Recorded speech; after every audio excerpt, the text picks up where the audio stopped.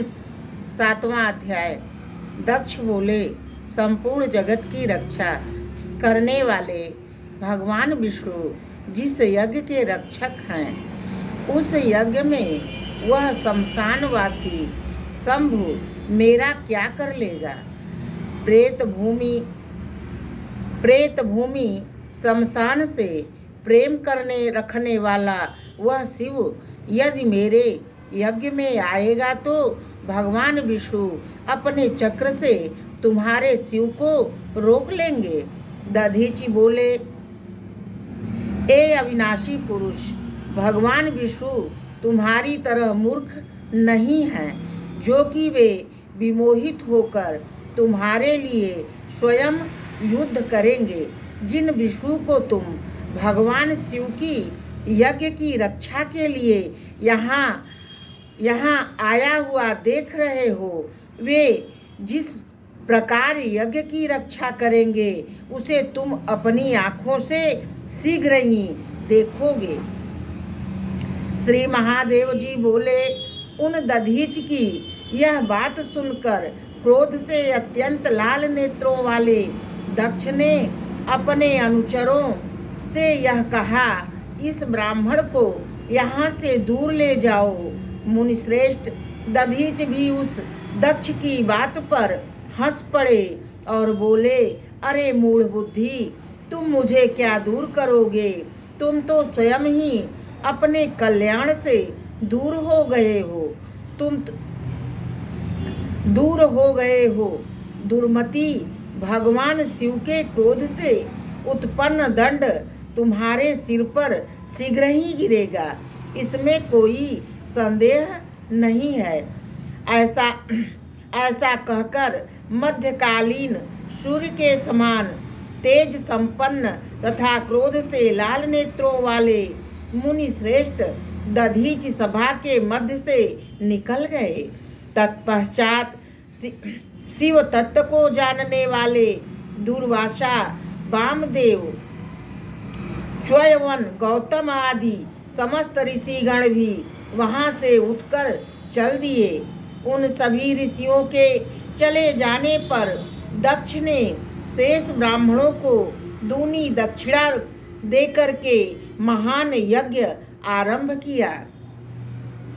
नारद सभी बंधु बांधवों के कहने पर भी उस दक्ष ने देवी सती को यज्ञ में किसी प्रकार नहीं बुलाया।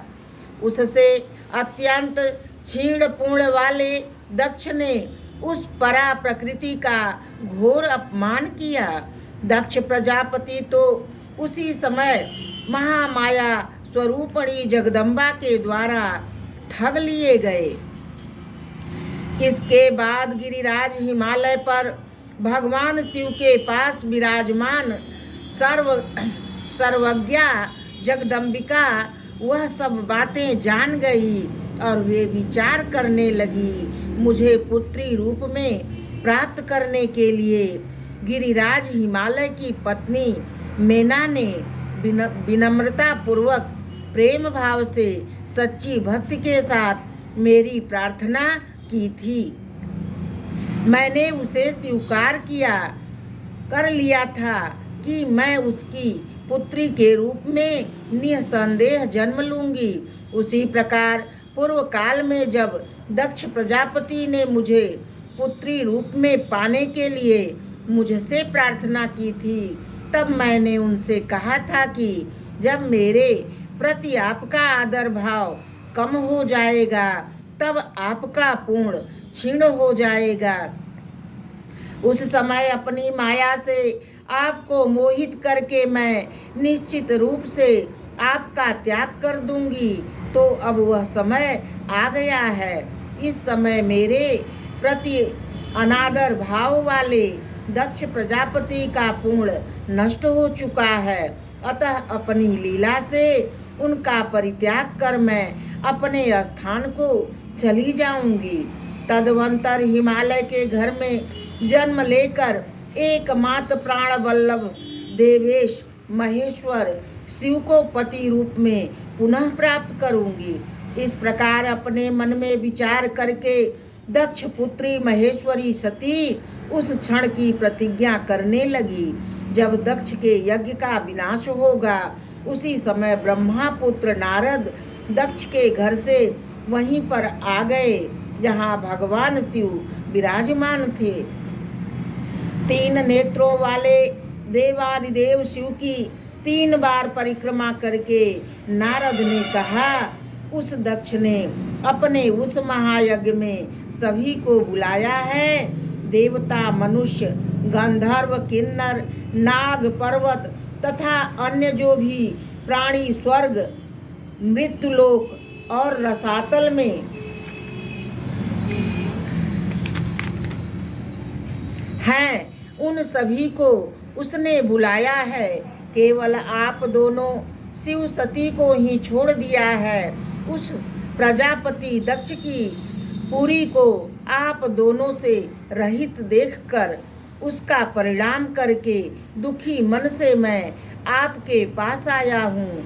आप दोनों का वहाँ जाना उचित है, अतः अब आप विलंब मत कीजिए। शिवजी बोले, देवेश देवर्षे, हम दोनों के वहाँ जाने का प्रयोजन ही क्या है। जैसी उसकी रुचि हो उसके अनुसार वे प्रजापति दक्ष अपना यज्ञ करे।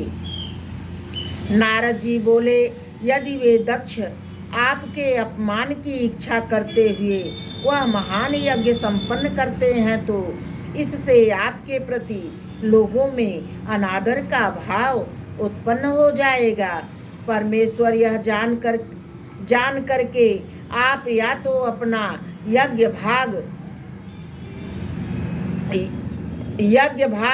ग्रहण कीजिए अथवा सुरेश्वर उस यज्ञ में ऐसा विघ्न डालिए ताकि वह संपन्न न हो सके।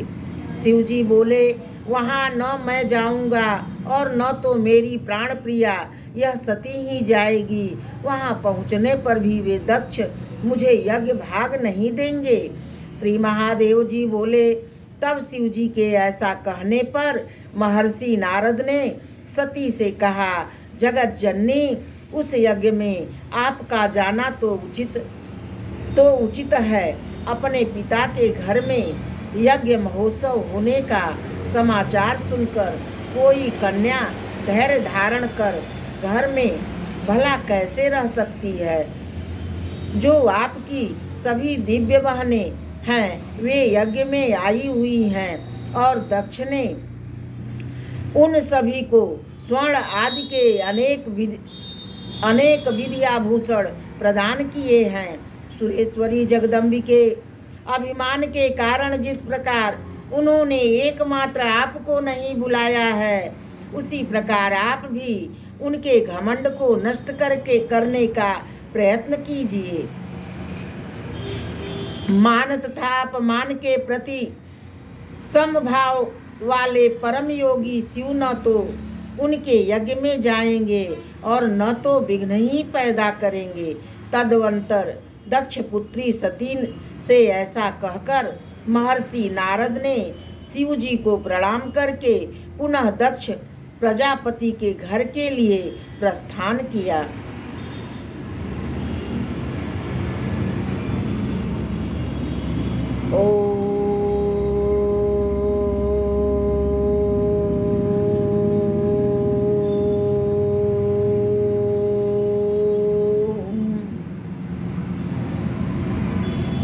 एक बार बोलिए साचे दरबार की जय, देवी महापुराण की जय।